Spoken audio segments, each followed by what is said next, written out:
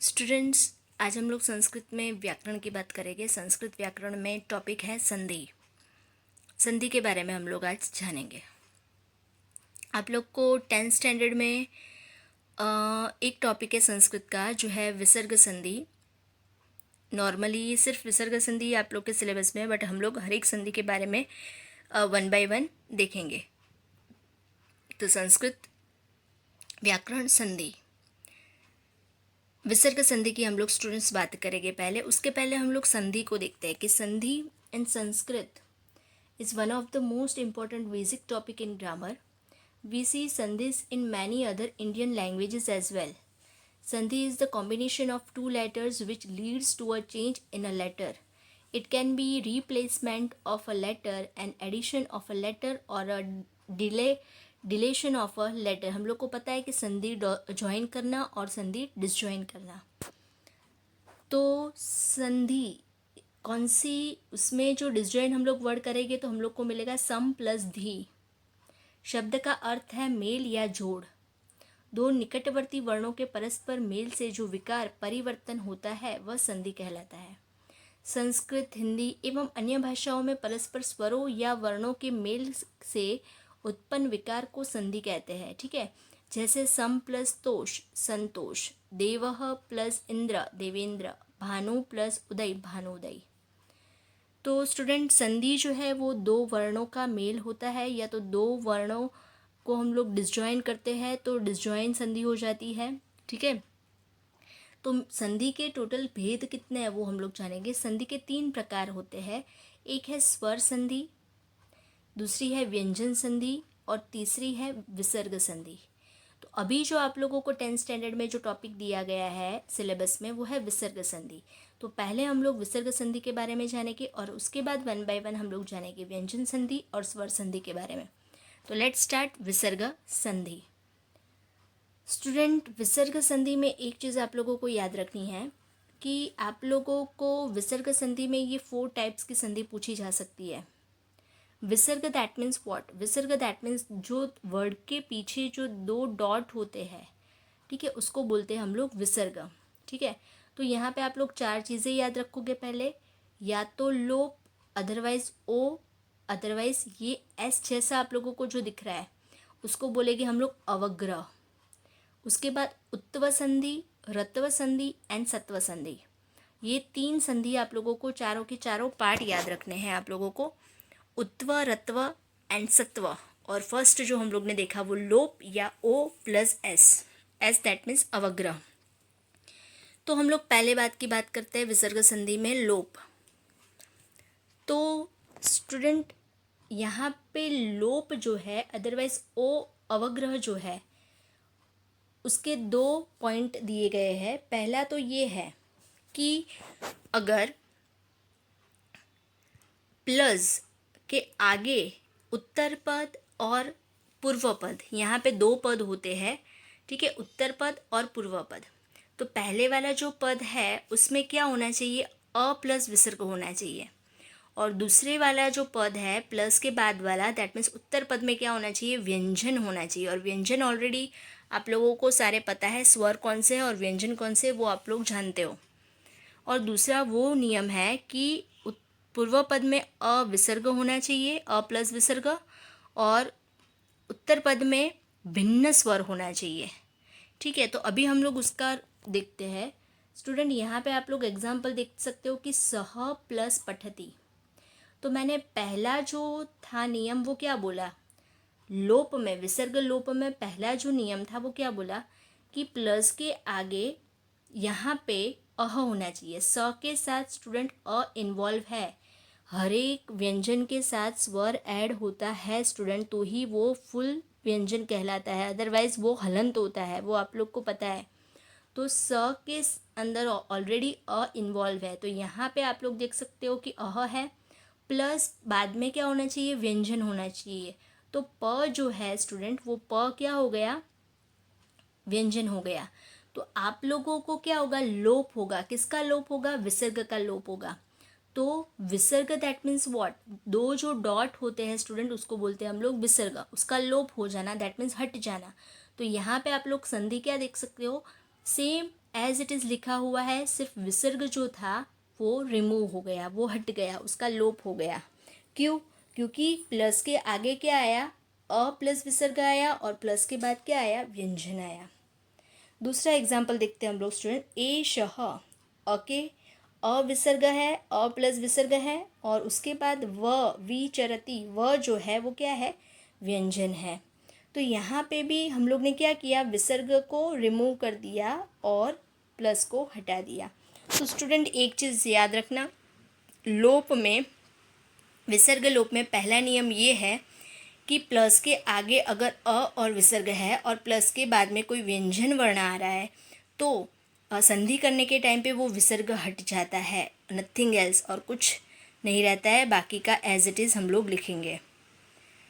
दूसरा जो नियम हम लोग ने बोला कि अ प्लस विसर्ग हो और प्लस के बाद में भिन्न स्वर हो, अ के अलावा कोई और स्वर हो। आप लोग को दूसरे सारे स्वर पता ही है, अ आ ई उ रू ए ऐ ओ औ अम अहा, ये सारे के सारे स्वर है, तो अ के अलावा भिन्न स्वर होना चाहिए, ठीक है।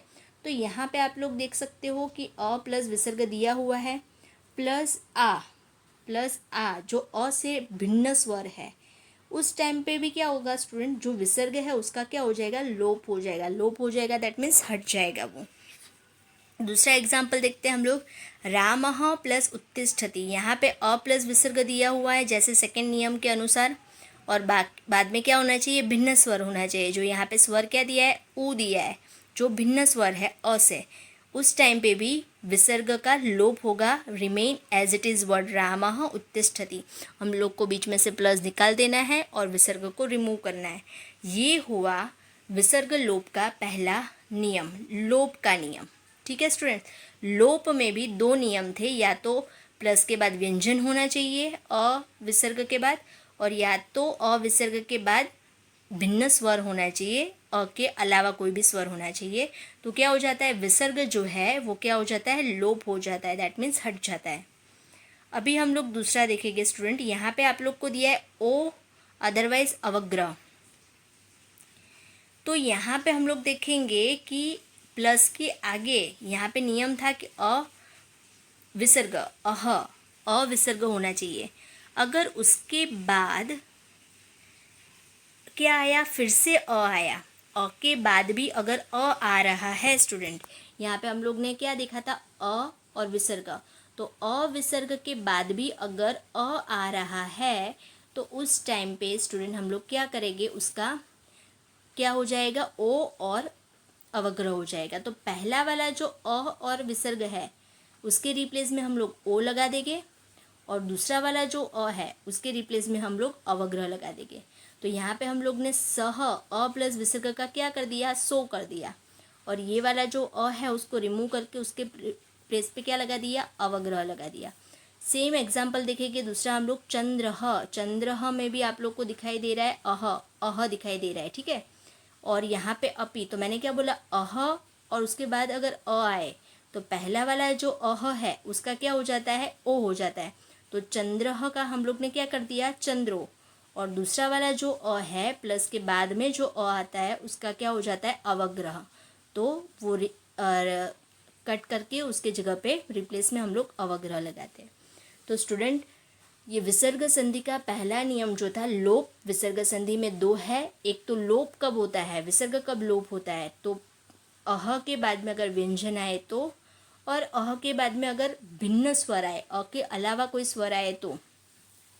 और दूसरा जो है कि अह के बाद में अगर फिर से अ ही आता है, सेम स्वर आता है, तो अह जो है उसका ओ हो जाता है, और सेकेंड जो अ है उसका अवग्रह हो जाता है। ओके स्टूडेंट्स, नेक्स्ट सेकेंड जो है रत्व, जिसको हम लोग रुत्व भी बोलेंगे, ठीक है। तो र कब होता है, विसर्ग संधि का ही नियम है ये स्टूडेंट, र कब होता है, तो अपदांत में भिन्न स्वर, अ और आ से भिन्न अगर कोई स्वर आ रहा है, पहला पूर्व पद और उत्तर पद, ठीक है स्टूडेंट्स। तो पहला जो वर्ड है वो कैसा होना चाहिए, अपदांत से भिन्न, दैट मीन्स अ या आ से डिफरेंट कोई स्वर होना चाहिए, प्लस कोई भी स्वर और उसके साथ कोई भी स्वर लगे, ठीक है। तो रत्व होता है, दैट मीन्स र लगता है, और अगर उत्तर पद व्यंजन से प्रारंभ हो रहा है, उत्तर पद दैट मीन्स सेकेंड वर्ड जो है वो किससे, व्यंजन से अगर स्टार्ट हो रहा है तो थर्ड फोर्थ एंड फिफ्थ वर्ण होता है। दैट मीन्स व्हाट स्टूडेंट, आप लोगों को ककार पता है, ठीक है, वर्ण के क ख ग घ ङ, ये 5 लेटर का क्या होता है, क वर्ग होता है। च छ ज झ य, ये 5 लेटर का क्या होता है, च वर्ग होता है, ठीक है। तो उसका ही थर्ड वाला, फोर्थ वाला या फिफ्थ वाला वर्ण होगा, अथवा य र ल व ह जो बोले जाते हैं उष्माक्षर। तो यहाँ पे हम लोग देखेंगे स्टूडेंट, यहाँ पे पहला नियम क्या था कि अ या आ से भिन्न स्वर होना चाहिए। तो यहाँ पे आप लोग देख सकते हो देवी, देवी में कौन सा स्वर है, ई है। और कोई भी स्वर प्लस के बाद कोई भी स्वर होना चाहिए। तो यहाँ पे ऊ जो है वो कोई भी स्वर है, ठीक है, उसके अलावा कोई भी स्वर है। तो अगर ऐसी कंडीशन है तो उसका क्या हो जाता है, र हो जाता है। अभी हलंत र के साथ आप लोग ऊ को ऐड करो तो क्या हो गया, देवी रुवाच, देवी ही, विसर्ग को निकाल दिया हम लोग ने। यहाँ पे ई है, according to this first rule कि अ या आ से भिन्न स्वर होना चाहिए प्लस कोई भी स्वर होना चाहिए। तो उसका क्या हो जाएगा, र हो जाएगा। और र यहाँ पे हुआ स्टूडेंट, विसर्ग को रिमूव करके र हुआ और र के साथ हम लोग ने ऊ ऐड किया तो क्या हो गया, देवी रुवाच। दूसरा एग्जाम्पल देखते हैं हम लोग, ऊ वधु, विसर्ग है, यहाँ पे भी ऊ दिया है, और या आ के अलावा कोई स्वर होना चाहिए तो यहाँ पे ऊ दिया है, कोई भी स्वर होना चाहिए तो यहाँ पे आ स्वर दिया है, ठीक है। तो विसर्ग रिमूव हो जाएगा, उसके जगह पे क्या लगेगा, र लगेगा, और र के साथ आ ऐड करो तो क्या होता है, रा ऐड होता है। तो वधू रायाति, ठीक है। सेकेंड जो नियम है, सेकेंड रूल्स है, अकॉर्डिंग टू दैट क्या है कि उत्तर पद, पहला पद तो क्या होना चाहिए कि अ या आ से भिन्न स्वर ही होना चाहिए। पहला जो है वो तो यही नियम आएगा कि अ या आ से भिन्न स्वर, बट सेकेंड जो उत्तर पद होता है वो व्यंजन वाला होना चाहिए। अगर व्यंजन वाला है तो ये नियम लागू होगा। देखते हैं हम लोग, यहाँ पे हम लोग को दिया गया कि श्रुति, श्रुति में ई है, अ या आ से भिन्न स्वर है, प्लस उत्तर पद व्यंजन से प्रारंभ। यहाँ पे आप लोग देख सकते हो ग जो है वो व्यंजन से प्रारंभ हो रहा है। अगर ऐसी कंडीशन आ रही है स्टूडेंट तो यहाँ पे जो है श्रुति प्लस गच्छति, एक चीज़ याद रखना है, र भी व्यंजन है स्टूडेंट, र क्या है, व्यंजन है, और ग क्या है, व्यंजन है। जब भी दोनों व्यंजन साथ में होते हैं तभी रेफ हो जाता है, र का क्या हो जाता है, रेफ हो जाता है, ऊपर मात्रा लग जाती है उसकी। तो आंसर क्या लिखेंगे हम लोग, विसर्ग को रिमूव करेंगे तो श्रुतिर गच्छति, हरि ई है, अ या आ से भिन्न स्वर है, य आया, दैट मीन्स व्हाट कि यहाँ पे व्यंजन से प्रारंभ हो रहा है तो यहाँ पे हरिर यच्छति, ठीक है स्टूडेंट्स। तो व्यंजन से प्रारंभ होना या तो फिर य र ल व ह होना, ठीक है। यहाँ पे आप लोग ने देखा कि ग जो है वो तीसरा वर्ण है, किसका, क वर्ग का, क ख ग, ठीक है। और यहाँ पे जो य है वो उष्माक्षर। तो ऐसी कंडीशन अगर आए तो हम लोग उसका रेफ कर देते, र का क्या हो जाएगा, रेफ हो जाएगा। ये था ऋत्व नियम, ऋत्व संधि। थर्ड हम लोग स्टार्ट करते हैं स्टूडेंट, उत्तव संधि। अभी उत्तव संधि के लिए आप लोगों को ये चीज़ याद रखनी है कि प्लस के आगे अ होना चाहिए, अ और विसर्ग होना चाहिए, ठीक है। और प्लस के बाद थर्ड फोर्थ या फिफ्थ वर्ण आप लोगों को क वर्ग, च वर्ग, ट वर्ग, त वर्ग, प वर्ग, सारे के सारे वर्ग के पांचों लेटर आते हैं, ठीक है। तो वो हर एक वर्ग का तीसरा, चौथा या पांचवा वर्ण, अदरवाइज य र ल व ह होना चाहिए। तो हम लोग यहाँ पे एग्जाम्पल के साथ देखते हैं कि अर्जुनः, अर्जुनः में क्या दिया गया है, अह प्लस विसर्ग, अ प्लस विसर्ग दिया गया है। आप लोग को दिख रहा है यहाँ पे अर्जुन, न के अंदर ऑलरेडी अ इन्वॉल्व है और विसर्ग तो अह हुआ, प्लस यहाँ पे आप लोग को दिख रहा है कि जयति है, क्या है, जयति। तो जयति वर्ड, जो ज वर्ड है वो कौन से वर्ग का है, क ख ग च छ झ, च वर्ग का है, च छ और झ, तीसरा च वर्ग का तीसरा अक्षर है। अगर स्टूडेंट ऐसी कंडीशन आए तो यहाँ पे जो अह है, अ और विसर्ग है, उसका क्या हो जाता है, ओ हो जाता है, क्या हो जाता है, ओ हो जाता है, एक मात्रा लग जाती है। तो यहाँ पे हुआ अर्जुनो जयति। गोपालः हसति, यहाँ पे अ विसर्ग के बाद में क्या हुआ, ह है, तो ह जो है वो क्या है, यहाँ पे उष्माक्षर है, ठीक है, ह आया। तो ऐसी कंडीशन में भी क्या हो जाएगा, अह जो है उसका ओ हो जाएगा। तो गोपालो, बाकी का जो वर्ड है वो रिमेन एज इट इज। बालः धावति, तो ध जो है वो त वर्ग का है, त थ द ध, चौथा वर्ण है त वर्ग का, इसलिए यहाँ पे क्या हुआ, बालो धावती।